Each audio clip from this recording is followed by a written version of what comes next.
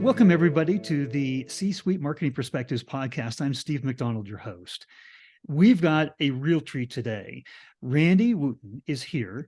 Randy is currently the CEO of Maxio, but Randy, you've been a three-time CEO. You've been a CRO. You've been a chief strategy officer. You've worked at companies like Microsoft and Salesforce. I want you to tell us a little bit about the work that you've done with CMOs as well. But we're here to talk today about what do B2B CEOs want from their CMOs?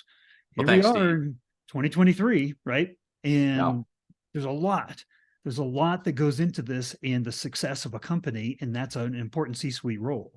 So, but maybe tell us a little bit more about your background and what you're doing, and specifically a little bit about Maxio as well. Well, thanks, Steve. So yes, I've been CEO a couple of times. At some point, I'll get it right, I hope. But it's certainly been valuable to have several different experiences. I was a public company CEO. I was CEO of a private company that we then sold to a strategic where, to your point, I was the chief strategy officer, which is wonderful not to be CEO for a little bit and to watch a great CEO, Doug Winter, run Seismic and get that opportunity. And to work closely with the executive team and the branders and the CMO there. And then most recently, I've joined Maxio, which is a billing and financial operations solution for B2B SaaS companies. We help bring order to the chaos of financial operations and help companies figure out what they're doing and how to get funded and how to stay funded. And certainly happy to chat with anyone who's B2B SaaS looking to make sense of the chaos. Prior to Maxio, I did spend about 20 years in marketing tech and ad tech.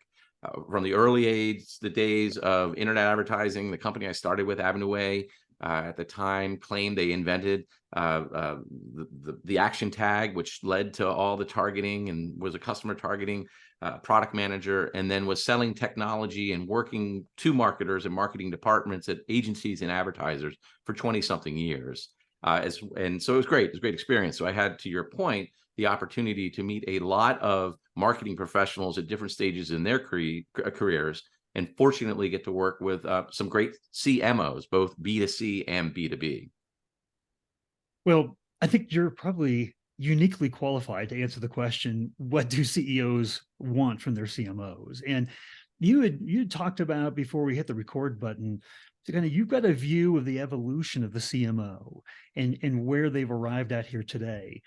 What is your point of view on that? And it's probably not new, Steve. I think lots of people would say, hey, if you look back, how's the CMO's role evolved? I would say I think CMOs of yesteryear made earned their keep as brand folks. And the value was on their creativity. And this could be content, this could be stories, this could be images. Think of Mad Men. Right. And the way you're measuring success was vanity metrics. So in the internet world, there'd be website visits. And I think what happened then was the advent of digital, and the advent of digital played out in a couple of ways. One, you started moving to the CMOs needing to have a seat at the table of revenue and being responsible for MQLs.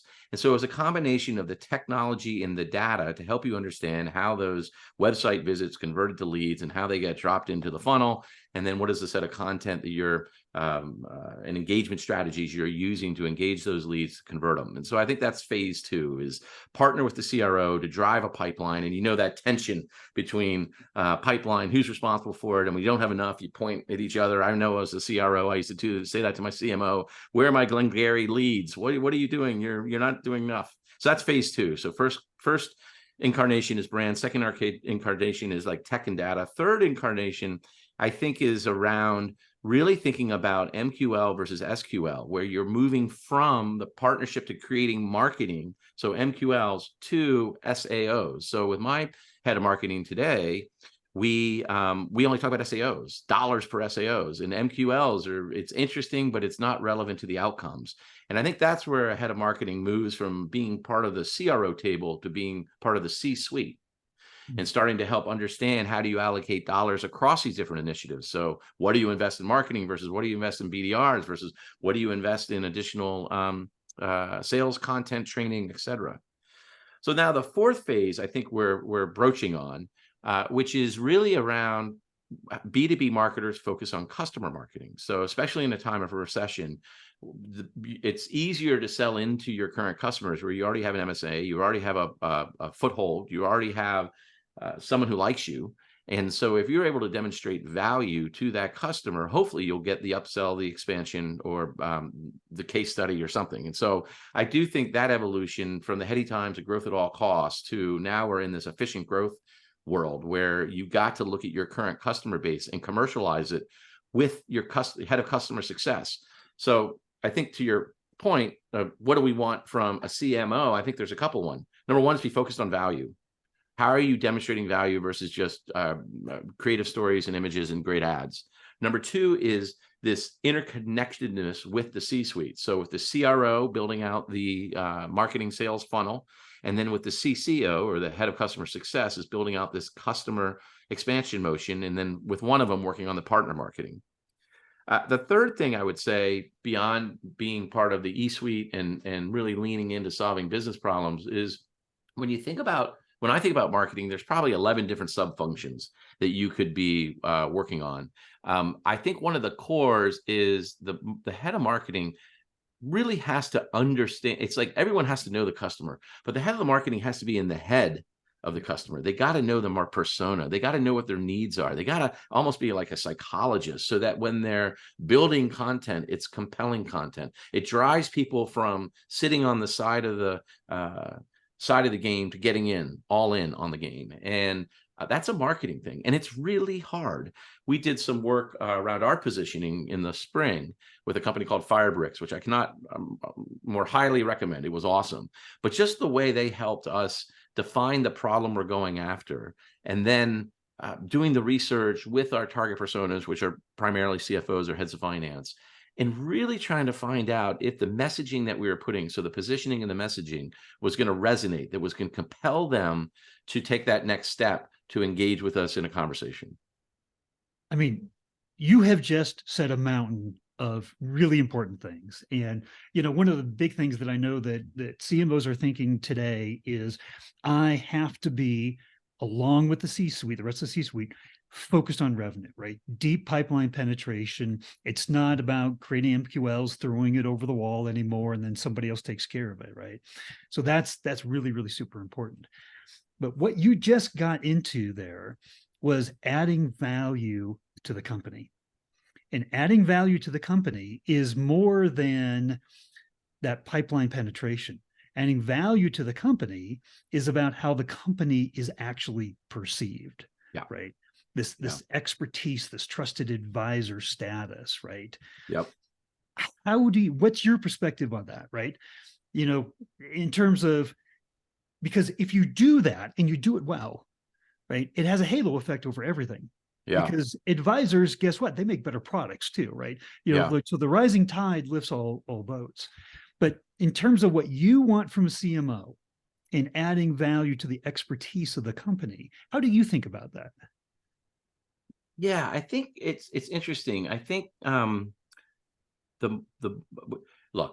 one of the big challenges in B2B marketing is a lot of B2B marketing is awful.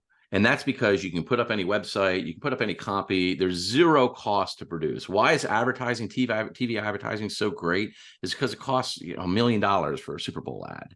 People spend a lot of time thinking about it, putting it together, make sure it's compelling. And even then you have bad ads. But I think in B2B marketing, you just end up with a lot of lazy marketing, which is, hey, I can write it, so I'm going to send it either as an email or put it up as a blog, or I'm going to put it on my website copy. And so I think the core of a marketer for me is a storyteller. Someone who understands that they're trying to reach a person, to my point earlier, kind of like they're a psychologist and they're reaching into the head of someone. They understand the pain that person is going through, the constraints they're operating within, how to take them into the valley of despair and point to the world, the promised land in a compelling way and in an authentic way. And I think that comes down to the core capabilities of a marketer to drive positioning, messaging, rooted in thought leadership. And so one of the things I love about being in B2B SaaS and why I choose these types of companies is I want to do something no one else has done. And to do that, you're charting a category, you're defining a category. There's a great book, Play Bigger, about category creation. And I love it because it's like, look, define the problem that you're focused on. And then how are you uniquely positioned to solve that? Well, that takes a lot of hard work. With our positioning work, we probably spent 4 or 5 months going through it and trying to nail it and lock it down. And I don't know if it's right, but it is well thought out and it takes a lot of cycles. At one point in my life, I actually taught writing. I was a military guy teaching at the Naval Academy. I taught English and literature. And I told the people that I taught, the midshipmen, writing is a misnomer. It's really rewriting. And that is because you don't really know what you want to say until you get down to the conclusion paragraph of your 5-paragraph theme. And I think B2B marketing is one of those areas where you got to create space and time to think deeply. And as a marketer, I want you to be able to write. I want you to be able to create copy that is going to be really compelling. So, for example, I have everybody write Word documents and show me the argument of either your operating plan or the campaign that we're going to go on. Your campaign brief has to be compelling. Just don't put up an ad and make it pink and make it blink. Why does that ad? How does it fit into a campaign story, a narrative that we're working on? So one example, at Maxio, we have 2,300 customers. We have about $15 billion of billing and invoicing going through the system. We created the Maxio Institute. The Maxio Institute compiles all that data, and it's real data, not survey data. And we've produced now 2 versions of it, which talk about what's happening in the broader B2B SaaS space. We're carving out a position in the marketplace to say, we know this better than anybody, and we're going to share it with you. And we're going to do it in really interesting ways. So we're going to produce a report. We're going to have dinners, expert voices dinners, where we invite people together, prospects, customers, industry analysts, to come talk about those sort of things. We're going to have our campaigns rooted in it. We were just at SaaStr. Everything we did at SaaStr, we did a presentation at SaaStr, was rooted in the Maxio Institute. But it's real thought leadership that took a lot of time to organize the data, make sense of the data, wrap it up in a vehicle, put it out in the marketplace, and then activate it through our sales and marketing channels. Totally reliant on the CMO to take the data and convert it into stories. And that's every company these days, you talk about an evolution of CMOs, but a evolution of B2B companies. We're all data companies these days. Yeah. SaaS in particular, right? Yeah. But our clients have this much, they have this view of their data, and they're probably not even looking at it. But what you said of the Maxio Institute, we have data across the entire industry, and there are insights and there are benchmarks and there's learnings there that only Maxio can bring to the marketplace. And that I wrote a whole ebook on this, on the power of digital transformation and what SaaS companies can be doing. So I'm 100% with you here. I think to your point, this is what I think is so hard about being a head of marketing or CMO in this day and age for B2B SaaS, is you have to be tech fluent and you got to be creatively inspiring. Yes. Yeah. And one of the things that is true for all B2B marketers that you focus on when you're talking about the 3 things you want from a CMO, you want them very, very customer focused, and you want them constantly listening to the customer and the voice of the customer. Well, here you don't really think about it this way, but very, very few times in our sales group, in our marketing, and our customer support, do we actually have somebody that's part of the ICP? We don't, right? Yeah. So what it means is we are a proxy for them. So if we're not on a regular basis, we're not out there, because it changes, right? Right. COVID is an example of change. Digital transformation is an example of change, right? New technology enters the marketplace, examples of change. How, on a thought leadership basis, the way that you're doing it through the Maxio Institute, those dinners, the analysts that you're bringing in, it's not because it's the same news that we were talking about last year, right?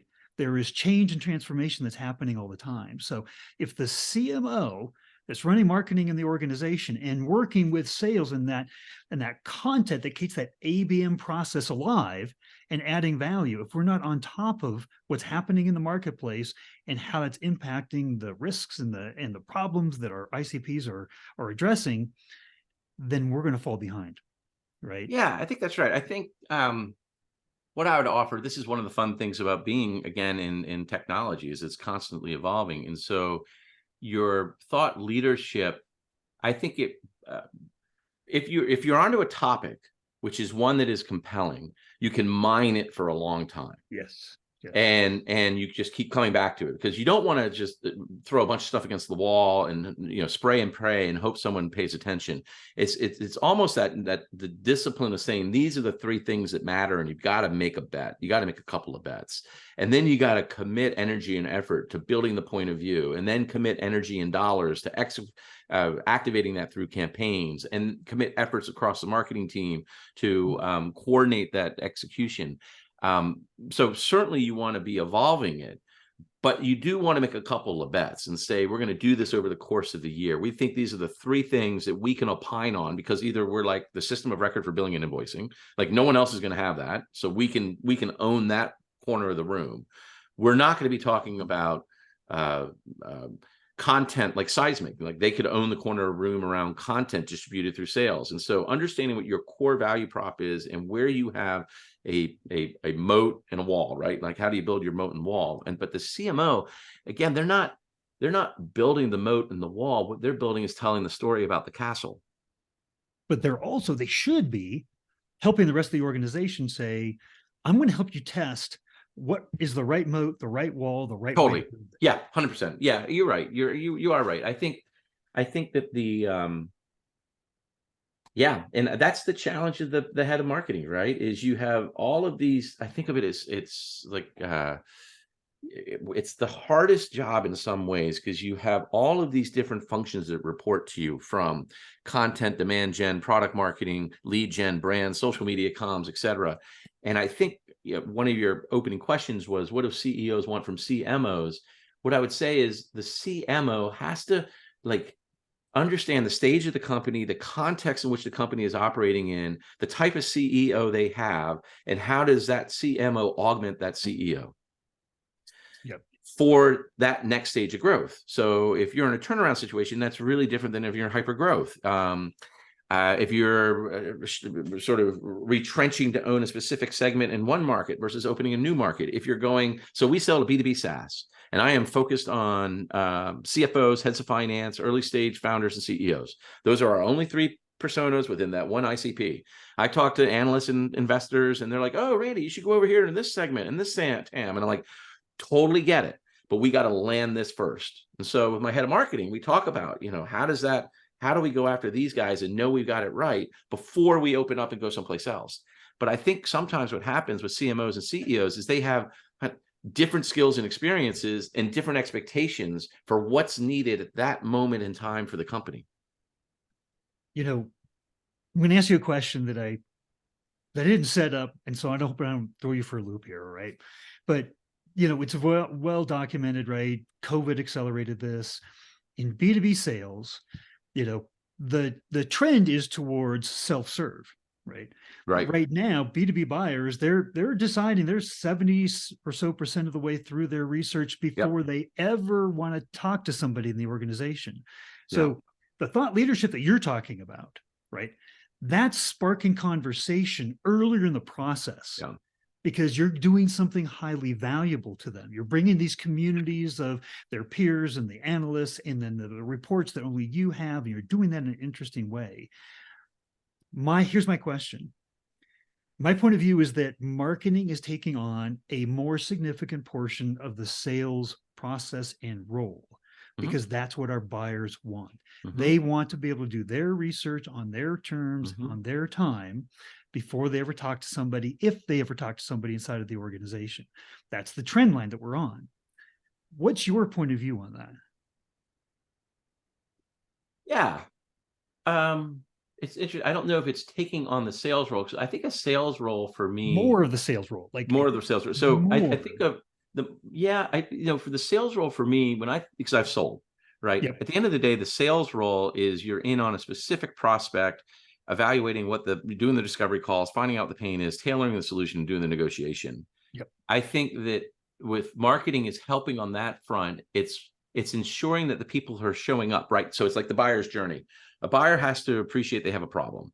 Then they got to appreciate the technology is going to solve that problem. Then they got to understand how Maxio is relative to the other competitive technologies and decide they want to play with Maxio. And then you get into the commercial negotiation and the evaluation by finance and et cetera. So in that early stage qualification, buyer qualification, I would say that marketing helps you move from having a huge marketing funnel to make it a tighter marketing cylinder. So you're identifying what we call high intent conversions, people that are coming in and stepping forward saying, I got a problem. I know technology's got a problem. And at this point, I want to find out if Maxio can solve that problem.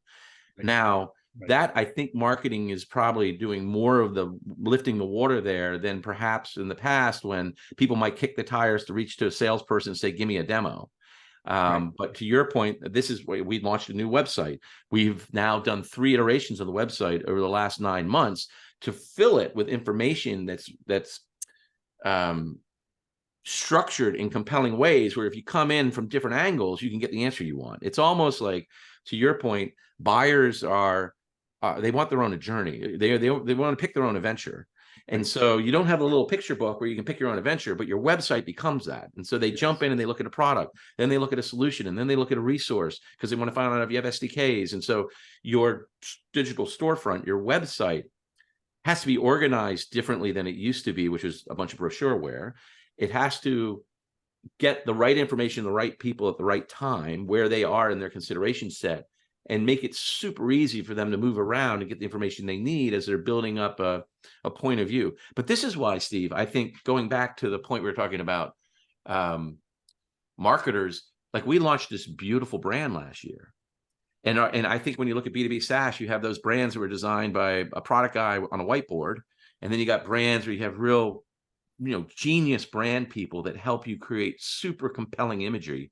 And so I would say when we launched our new brand in last year and then really breathed life into the new website, it all of a sudden up-leveled us, I think, and made us seem more professional. And then you got to say, oh gosh, well, all that content and the structure we had in our old websites can't come to the fancy hotel. We're Ritz-Carlton now. We're not Motel 6. And that is a creative journey that the CMO has to lead on.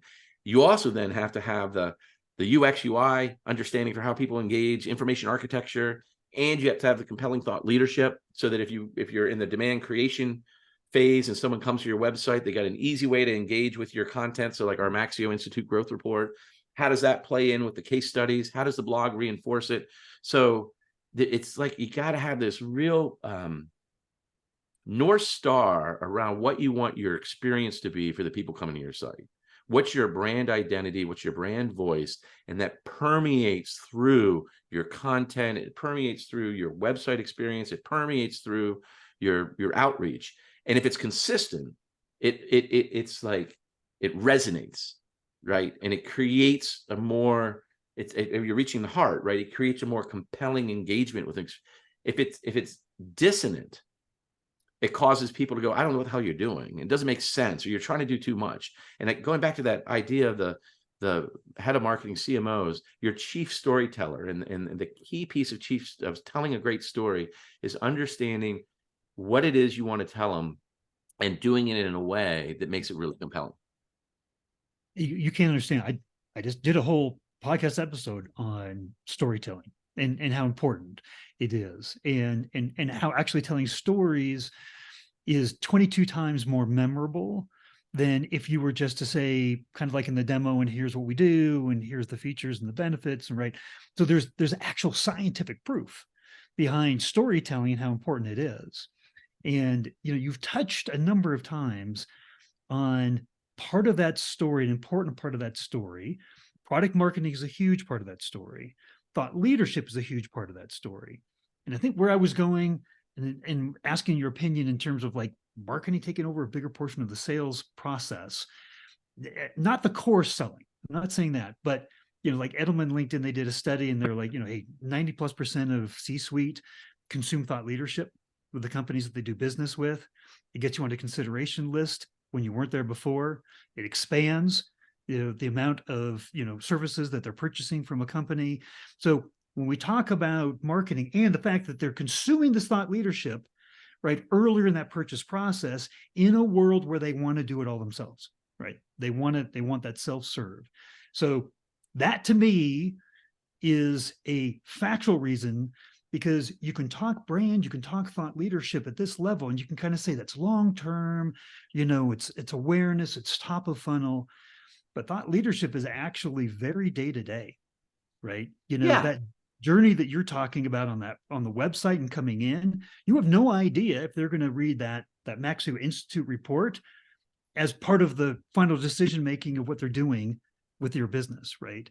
It transcends. That's not Steve saying that, right? That's the studies, right? The thought leadership impacts every portion of the buyer's journey, and it's spaghetti. 100% agree. I guess the point I was making was, I think you got to be careful with thought leadership, in that it has to be super crisp, compelling, coordinated, and the point I'm making, like focused. Like, you've got three things you're talking about. Now you activate that lots of different ways, and branches, it might be like a root of a tree versus branches. Like, you want to be rooted in an idea that you uniquely own. So for example, I'm writing right now on what does it mean to be a CEO? Look, there are people out there who are much better CEOs than I've ever been. I've done it 3 times. I've learned a lot. So I've started this whole series on LinkedIn that people can go read. It's the 6 secrets of success for CEOs.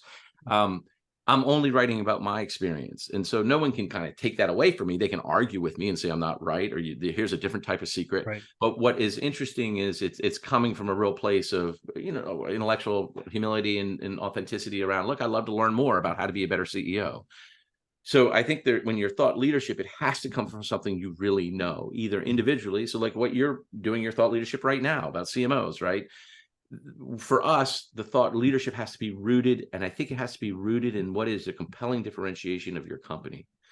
So that the point being is, there's lots of different branches you can go off on that. And to your point, you got to evolve it. You can't have the Maxio Institute report just once a year. You got to do it every quarter, or there might be, like, we've got an angle in terms of we're exploring growth rates by stage of companies, or great growth rates by size of company, growth rate by billing model, PLG versus SLG. This is all data that we have that is unique. And so even at SaaStr, for example, the guy, Justin Lemkin, the guy who runs SaaStr, forgive me, I forgot I think that's right, used our slide in his keynote about the Maxio Institute report to demonstrate, to ask the question, has the tech recession recovered? Well, gosh, I could not have asked for a better free advertisement to have the guy in front of all those attendees at SaaStr use our slide. Now, he said a lot of other things, but for my little small company to have the slide up on the main stage, like,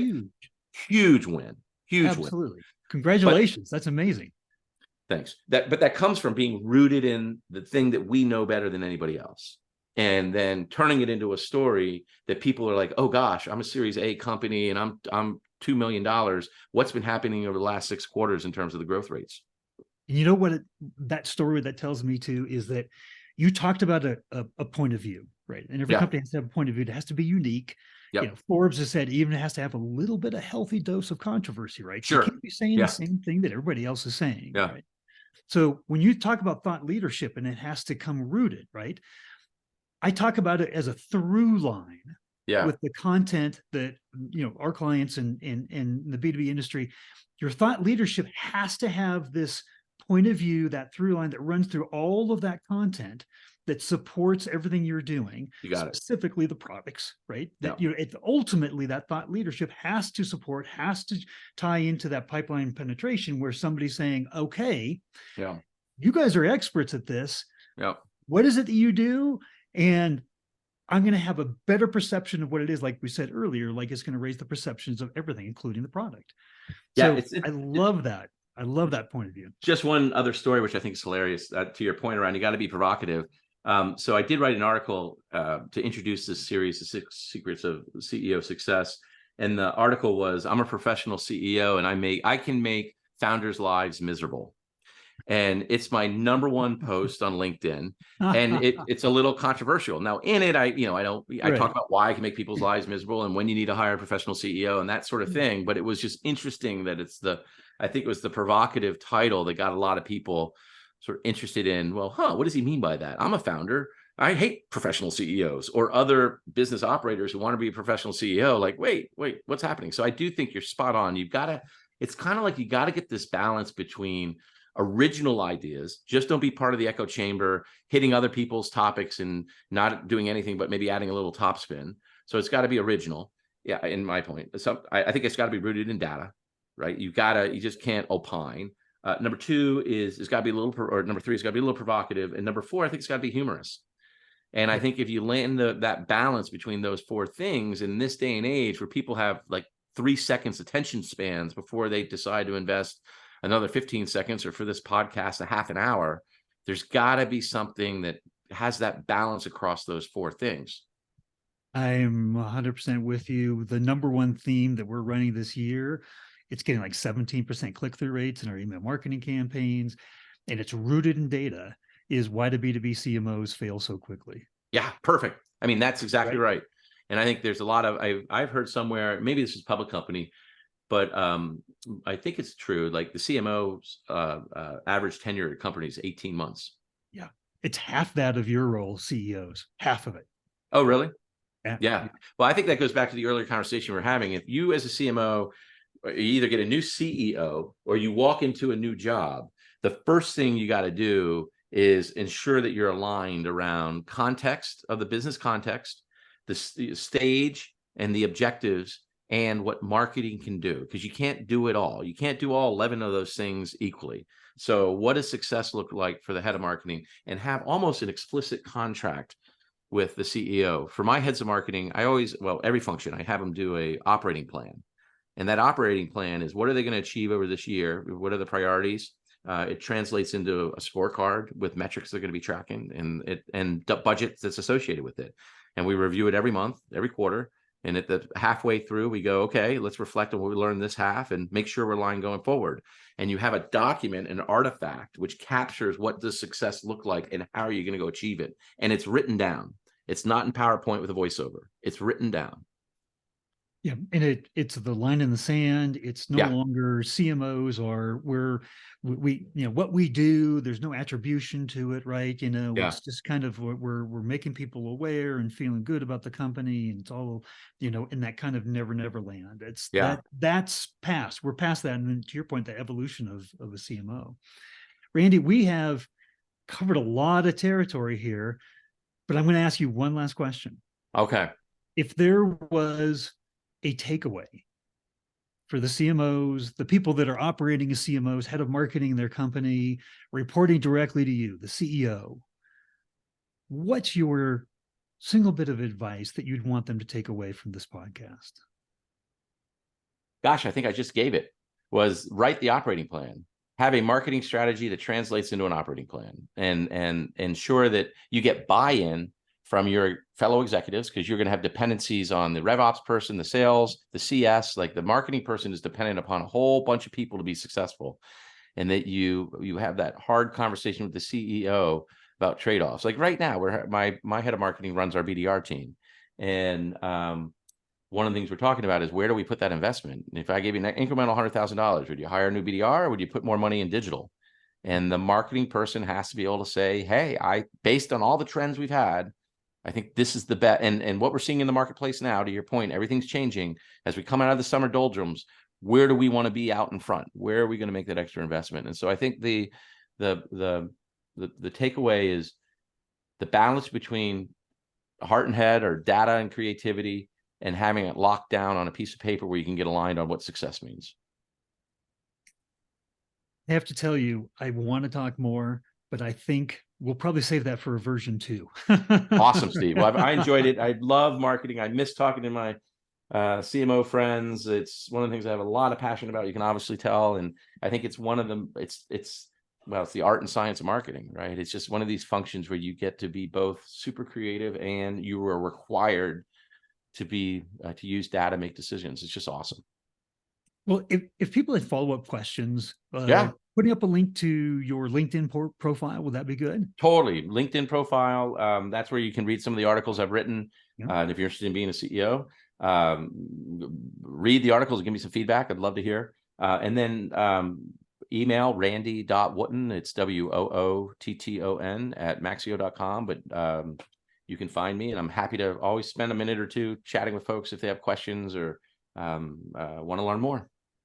Well, That's fantastic. Thank you. I appreciate that, the ability to help. And this is doing this too. Okay? This is reaching out to the community of CMOs that want to know why they fail so quickly and what we do to fix that. So Yeah. So here's my ask to all you B2B CMOs is go talk to your CFOs and ask them what they're doing for their billing and financial operations solution. If they don't know or they're freaked out, then send me an email as well. there you go. There you go. That's a good way to reach out. Well, All Randy, right, thank Steve. you. We really appreciate you coming on. My pleasure. Thank you.